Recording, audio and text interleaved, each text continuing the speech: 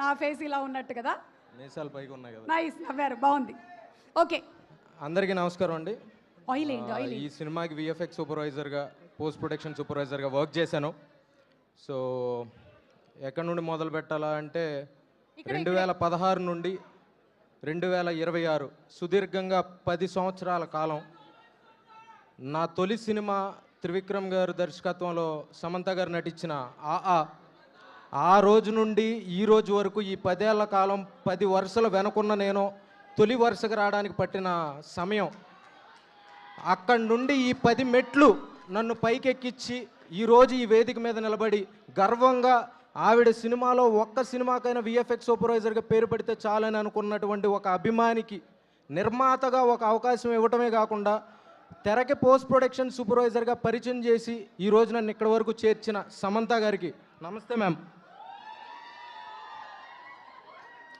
Nandini ma'am, మీ సినిమాలు అలా మొదలైంది ఒకటే గుర్తుంటుంది నాకు గట్టిగా.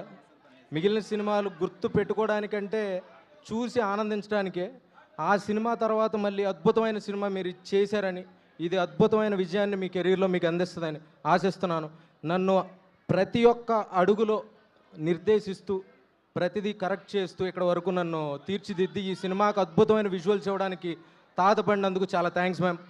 రాజ్ సార్, ఒక ముఖ్యమైన విషయం మీతో నేను పంచుకోలేదు ఇప్పటివరకు. రాజ్ అండ్ డీకే ఇద్దరు డీ ఫర్ దోపిడీ అనేటువంటి ఒక సినిమా చేశారు. ఆ సినిమాకి నేను వర్క్ చేయడానికి ఎంతో ప్రయత్నాలు చేశాను సార్.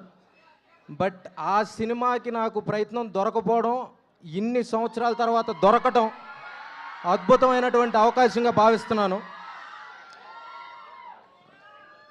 అలానే ఈ సినిమాకి విఎఫ్ఎక్స్ చేయడమే కాకుండా, పోస్ట్ ప్రొడక్షన్ చేయడమే కాకుండా, ఈ సినిమాని అందరికంటే ముందు మీకులాగా ఉన్నటువంటి ఒక అభిమాని అయ్యి ఉన్నప్పటికీ ఇక్కడ ఒక అవకాశం ఉంది కాబట్టి, చాలా చూడటానికి అవకాశం దొరికింది కాబట్టి ఎన్నిసార్లు చూసినా సరిపోని ఎంటర్టైన్మెంట్గా భావిస్తున్నాను.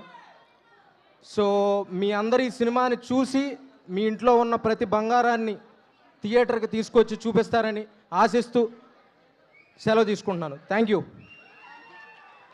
Thank you thank you thank you అండి. కొంచెం చిన్న హెల్ప్ పాపం ఆయనకి చేసేసేయండి. ఆమ్లెట్ విఎఫ్ఎక్స్లో చేయమంటే చేస్తాను మ్యామ్.